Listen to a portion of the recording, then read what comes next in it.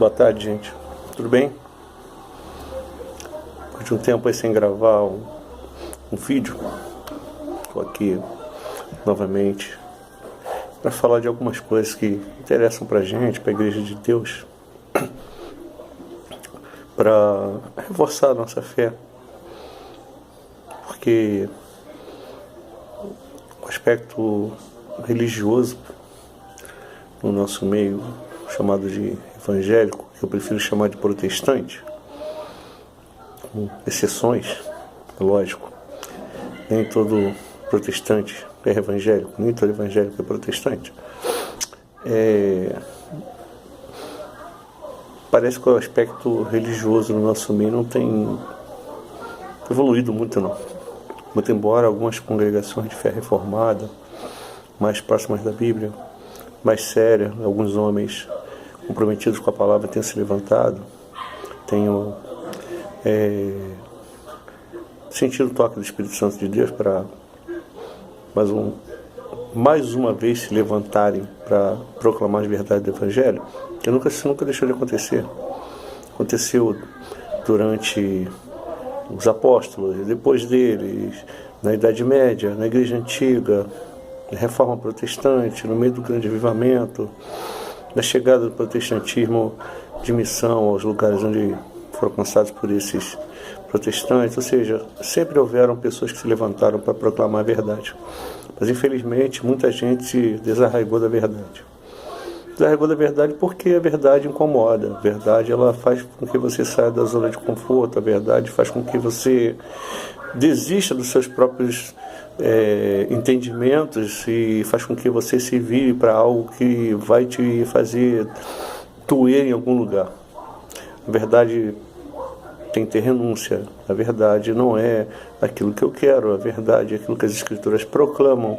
A verdade não é a Escritura interpretada ou lida de acordo com as conveniências de fulano ou de Beltrano. A verdade não é a Bíblia adaptada ao pensamento de Foucault, de Ricoeur, de qualquer outro filósofo.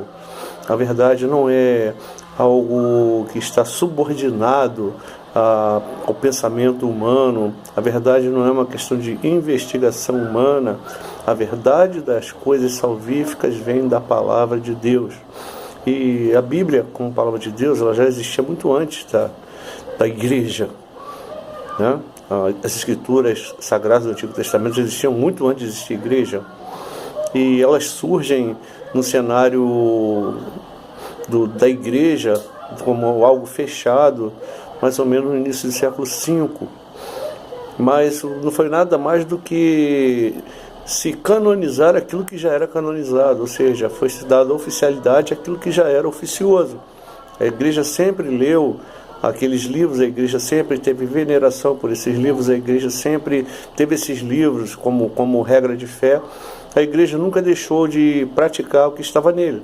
Alguns foram deixados de fora, quase entraram, mas a verdade é que no século IV, Atanásio já escreve para os seus presbíteros, por ocasião da Páscoa, e ele numera os 27 livros do Novo Testamento.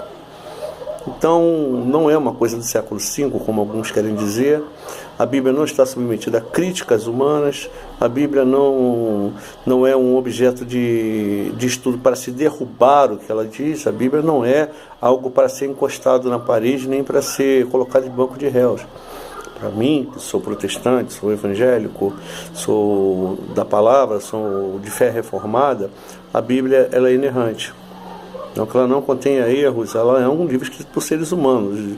Jesus não desceu do céu para escrever Bíblia, nem Deus baixou em ninguém para escrever essas coisas, nem tampouco a maioria das pessoas que escreveu esses livros sabia que estava escrevendo algo que ficaria para a posteridade como algo sagrado. Mas o fato é que ela é inerrante, ela não erra nos seus princípios, ela não erra no seu propósito, o seu direcionamento é verídico, temos visto o seu cumprimento nos nossos dias. Bom, então, se eu digo ser cristão, eu tenho que seguir por ela, não por aquilo que eu penso ser verdade ou pelos meus sentimentos de arrepio. ou por aqui, porque fulano tem essa dúvida, ou porque Beltrano tem esses questionamentos, eu tenho que procurar adaptar o que a Bíblia diz aos questionamentos dele. A Bíblia não está aqui para responder filosofia, a Bíblia está aqui para indicar o caminho da salvação. A Bíblia não está aqui para ser olhada com olhar filosófico ou com olhar antropológico. A Bíblia está aqui para ser olhada como a palavra de Deus. Eu continuo ainda muito fundamentalista e, segundo alguns, cabeça fechada para certas coisas e principalmente para a palavra de Deus, porque, sinceridade, eu tenho um temor muito grande. Se o próprio Jesus citou as Escrituras várias vezes, se Paulo cita as Escrituras várias vezes, se os profetas citaram as Escrituras várias vezes, se o próprio Jesus fala assim, vocês examinam as Escrituras porque elas testificam de mim, ou vocês estão errando porque vocês não conhecem as Escrituras, quem sou eu para dizer que as Escrituras estão erradas ou que eu tenho de analisá-las segundo a ótica de fulano ou Beltrano? Tem que analisar a Bíblia segundo a ótica do Espírito, segundo a ótica da palavra da salvação, segundo a ótica da proclamação da salvação, segundo a ótica salvífica, segundo a vontade de Deus para o homem. A história de Deus, a história do povo de Deus, a história do desígnio de Deus está nela. Então eu tenho que encarar a Bíblia como algo vindo de Deus. Então, é nessa ótica que eu estou querendo fazer uma análise daquilo que tem acontecido por esses dias. E eu falei hoje, eu coloquei no meu Facebook, queria falar alguma coisa sobre esses vídeos que aparecem, essas manifestações religiosas que geralmente são taxadas de pentecostais, que eu quero aqui deixar com muita reserva, que eu quero aqui deixar com muito carinho, que eu tenho amigos pentecostais e muito sérios, que eu tenho muita admiração por eles. Inclusive eu quero deixar aqui um abraço meu para o pastor Edson Santiago, pastor assembleano, meu amigo pra chuchu, um grande homem de Deus, uma pessoa que é muito apegada à palavra, um grande professor de teologia. Então é um camarada que eu tenho muito apreço por ele. Aqui meu abraço e um grifo meu ao Edson Santiago, meu companheiro de magistério, assim como outras pessoas também, figuras como o bispo Robert McAllister, o bispo Walter McAllister, o bispo Tito Oscar, e vários outros pregadores pentecostais de diversas denominações que são apegados à palavra. Bom, eu estava vendo esses vídeos aí do YouTube e eu fico pasmo com isso, porque se eu colocar esse vídeo aqui, você pode crer, daqui a 6 meses você vai ver esse vídeo, você vai ver que tem 100 pessoas vendo, 110. Não dá ibope não, porque eu daqui vendo um pastor de cabelo raspado, com tatuagem no braço, e aqui de vez em quando levantando o braço aqui e mostrando alguma coisa do seu lado, uma Bíblia que eu tenho aqui do meu lado, por isso que eu estou falando isso, falando para você da verdade da Escritura. Mas o que acontece? O povo tem dado mais ouvidos a pessoas que se vestem de uma forma assim, bem elegante, que sobem a púlpitos lotados, que todo mundo quer sentar ali para ter a primazia, vão a congressos, vão a não sei aonde, vão a um monte de eventos para ter uma coisa melhor do que dinheiro, é ter fama. Porque quem tem fama tem dinheiro. Então não tem palco melhor do que certos eventos para essa pessoa ser chamada para pregar. Pregar em termos, né? Porque o que você vai ver, eles indo para lá falando 1 hora e alavanca aí de lero-lero, de balabaxéia e de mais um monte de pataquada, dizendo que é profeta de Deus. Bom, o último profeta falando foi João Batista, né? Fora aquele que foi, a Bíblia fala de Ágabo, de outros profetas e tal, mas isso cessou. O Novo Testamento, depois do Novo Testamento veio, foi fechado, acabou essa profecia, porque nós temos a vontade de Deus toda capitulada na Bíblia, aquilo que é necessário para nós. Então, se existe alguma profecia, a profecia vem da Bíblia. Nós não somos profetas, nós somos portadores da palavra que vem da Bíblia. Nós somos da palavra da reconciliação, profetas foram eles. Nós somos anunciadores daquilo que vem dali. Então, é um tal de pula-pula, é um tal de falar um monte de coisa, é de receba, é de cai aqui, e que o anjo está vindo, e o anjo está indo, e que o anjo está ficando, e o varão de fogo, e sapateia, e rodopia, e fala um monte de coisa desconexa, e grita, e o pessoal entra em transe, parece até que vai ter um troço. Depois critica o centro de macumba, dizendo que a pessoa entra em transe lá e pega um espírito de não sei o quê. Que espírito é esse que estão pegando? Eu tenho minhas dúvidas, porque o que acontece? Eu não vejo em meio nenhum a palavra de Deus esse tipo de movimento. Os reformadores nunca fizeram isso, a igreja antiga nunca fez isso. É difícil eu pensar num Eusébio de Cesaré fazendo isso. É difícil eu pensar num Teodoro de Mopsuestia com a sua fleuma da união hipostática, querendo falar em línguas desconexas e rodopiando. É uma pessoa que eu vejo do Novo Testamento, aliás, perdão, falo do Novo Testamento, do período pós-neotestamentário, foi montando, que era acompanhado daquelas mulheres, daquele povo todo, lá e acabou sendo excluído como herege. Foi condenado como herege por causa daquele movimento que dava mais atenção ao sentimento do que à palavra. Aliás, esses movimentos de pentecostais têm muito de teologia liberal, porque ao invés de darem atenção à palavra, colocam o sentir. Schleiermacher, o pai da teologia liberal, ele colocou a última instância do relacionamento do homem com Deus, o sentir. Não estou falando que eu não possa sentir, não é isso. Eu estou falando que eu não posso basear a minha relação com Deus no sentir. Baseio a minha relação com Deus na palavra. Quanto longe eu estou dela, né? Quanto próximo eu estou dela, porque próximo dela vai ser meio difícil, a não ser pela graça de Deus. Eu avalio quando eu leio e vejo quão longe eu estou dela. Então, quando eu olho para esses movimentos, aí me dá uma dor no coração, me dá nojo, a verdade é essa, dá nojo. Porque você, quando entra em alguns blogs de pastores sérios, você vai ver que não tem um terço, um quarto, um quinto, talvez até um décimo do sucesso que eles fazem. Hoje eu conversava com um amigo meu, pelo Facebook, o reverendo Sandro, que eu quero mandar também um abraço para ele, que ele falava assim: Gilmar, pode crer que muita gente entra para soltar gargalhada, mas entra! E nessas gargalhadas que eles vão dando, vão fazendo propaganda dessa raça de falso profeta. Os caras não têm conteúdo teológico, os caras não têm estudo teológico, os caras nunca pisaram no seminário, são contra o estudo, eles torcem a palavra dizendo que o Espírito Santo vai colocar na cabeça ou na boca aquilo que eles têm que falar. Como é que eles vão falar daquilo que eles não conhecem? Eles pegam a Bíblia, leem a Bíblia de qualquer jeito e pronto. É do jeito que ele pensa que é. Não é assim. Não é assim. A Bíblia é uma coisa que você tem de ter respeito por ela, apego por ela. É ela quem está falando, não sou eu quem estou falando no lugar dela. Ela não está falando aquilo que eu quero ouvir. Ela não está falando algo particular para mim, ela está falando algo que é para o povo de Deus. Eu não posso ser egoísta de achar que a Bíblia está falando para mim, porque na verdade ela não fala para mim, ela fala para o povo de Deus. A palavra ali não é voltada para o Gilmar. Eu não tenho que procurar coisas particulares na Bíblia. Eu tenho que procurar a vontade de Deus para o seu povo, de como o seu povo tem de agir como seu povo em meio a uma geração perversa e corrupta.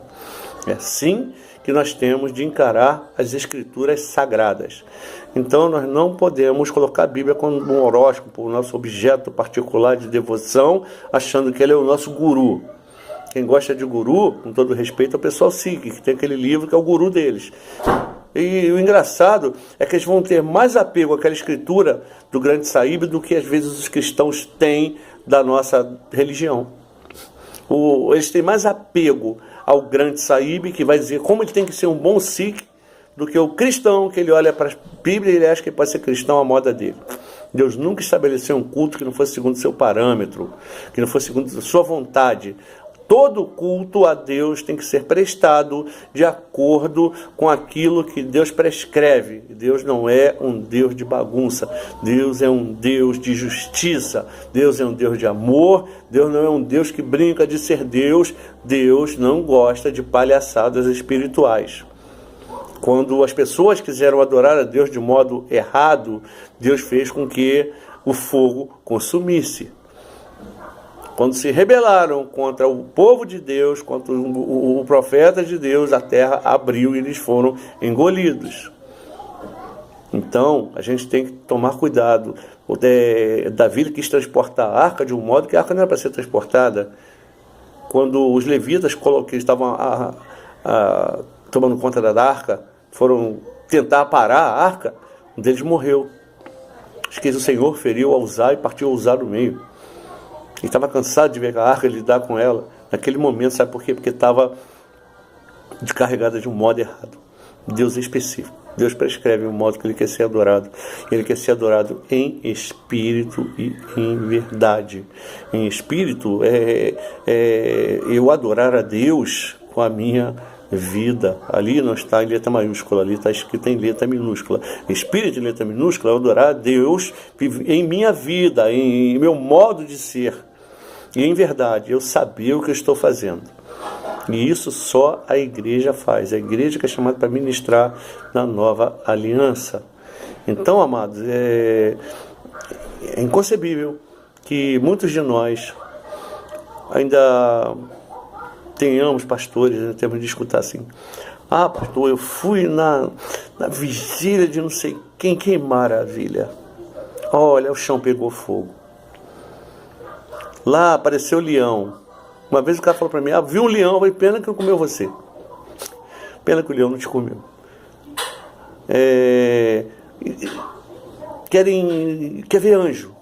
Outro dia eu falei na minha igreja assim: você está querendo ver anjo? Está mesmo? Querendo ver um anjo? Olha só, se eu sou você, eu olho para a cara do povo de Deus, olha para o seu irmão que está do seu lado. Eu não gosto muito disso não. Assim, olha para o teu irmão do lado, que você vai ver a face de Jesus. Antes de você ver a cara de anjo, você vai ver a cara de Jesus, que está no teu irmão. Pessoa que não quer ver a igreja, não quer congregar, mas quer ver anjo. Não dizima na sua igreja, mas vai lá entregar trízimo para o apóstolo. Vai lá, chama o varão do reteté para bater pandeiro na sua casa. Vai na irmã fulaninha, porque a irmã fulaninha tem profecia. No irmão fulaninho, porque é canelinha de brasa. Aí eu pergunto: onde é que está escrito isso na Bíblia? Onde é que Paulo foi procurar alguém para ter revelação? Ele fala assim: eu recebi do Senhor. Porque isso eu recebi do Senhor. Eu recebi do Senhor. Se Paulo recebeu do Senhor e está escrito ali, então a gente tem que ver o que Paulo recebeu do Senhor e está escrito ali. Porque a experiência mística que Paulo teve, e aliás acho que ele teve várias, porque ele fala sempre que recebeu do Senhor, ele nunca se arvorou disso. Paulo, acho que o transe que ele teve foi aquele que ele se refere, que ele foi arrebatado ao céu e ouviu palavras, e ele mesmo fala: eu não vou falar porque não é de lícito ao homem falar. Então Paulo não se gloria nisso, ele fala assim: eu vou gloriar nas minhas fraquezas, eu vou gloriar na cruz. A gente tem glória na cruz, a gente não tem glória no palco. A gente não tem glória no meio dos homens, porque somos lindos, maravilhosos, rodopiantes, falamos língua. Então, se você está acostumado a ir para esse meio, vou te dar um conselho como pastor, como homem de Deus: pare de ir. Porque está um monte de gente, você chama para um estudo bíblico, você chama para ouvir a palavra, não querem. Vai falar assim: não vai ter igreja porque lá o culto é muito frio. Não sinto nada. Quem falou que Deus está subordinado ao teu arrepio, ao teu querer, ao teu sentir? Deus não está subordinado ao meu sentimento, Deus não está subordinado ao teu sentimento. Deus é Deus. Deus não se submete a preceitos humanos. Então, amados do Senhor, vou deixar aqui um recadinho que Paulo deixou para os presbíteros de Éfeso, quando ele estava em Mileto. E ele chama a atenção deles. Olha só, parece que foi hoje, né? Dá uma olhadinha que eu vou ler para você. Atos 20, 25 em diante, olha só. Agora sei que nenhum de vocês, entre os quais passei, pregando pregando o céu, pregando o pseudo-santidade, não. Passei pregando o reino, verá novamente a minha face. Portanto, eu lhes declaro que hoje estou inocente do sangue de todos. Assim como Paulo, eu também estou inocente do teu sangue, porque eu estou falando isso para você. Você só não ouve se você não quiser. Não sou eu, foi Deus que me compeliu a escrever, a falar isso aqui. Eu não estou ganhando nada com isso, nem eu, nem a minha igreja.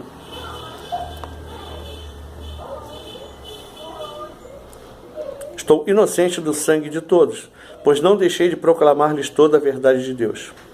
Cuidem de vocês mesmos e de todo o rebanho, sobre o qual o Espírito Santo os colocou como bispos, para pastorear a igreja de Deus. Ouviram, pastores? Que ele comprou com seu próprio sangue. A igreja não é minha, a igreja não é comprada por mim. A igreja não é meu objeto de desejo, a igreja de Cristo comprou com o sangue dele, não com o meu. sei que depois da minha partida penetrarão no meio de vocês lobos ferozes e não pouparão o rebanho. Pior ainda, dentre vocês mesmos se levantarão homens que torcerão a verdade a fim de atrair os discípulos. Por isso vigiem. Lembre-se que durante 3 anos jamais cessei de advertir cada um de vocês disso, noite e dia, com lágrimas. Tá? Olha agora eu os entrego a Deus e a palavra da sua graça, que pode edificá-los, dar-lhes herança entre todos que são santificados. O que pode nos dar herança é a palavra da graça, não os arrepios, não os palcos dos congressos. A palavra da graça é que nos encomenda a Deus, é a ela que nós somos entregues. Então, amado Jesus, que Deus faça com que nós, igreja dele, venhamos sempre a nos voltar para a palavra, não para os nossos próprios pensamentos, não para os nossos próprios desígnios. Lembre-se, o tabernáculo não foi feito com ideias de Moisés, nem a arca com ideias de Noé. A igreja não é ideia minha. Não podemos edificar a igreja sobre a nossa própria ideia, sobre o nosso próprio pensamento, nossos próprios desígnios. A igreja é edificada sobre a palavra de Deus. Temos tudo, temos ela para nos edificar. Então fica aqui a nossa oração, o nosso recado para você. Que Deus nos abençoe e derrame sobre nós a sua graça, para que possamos viver por ela, não por desígnios de homens ou coisa parecida. Beijo do pastor Gilmar. Não deixa de me ver não, tá? Compartilha esse vídeo aí com as pessoas, tá bom? Beijão.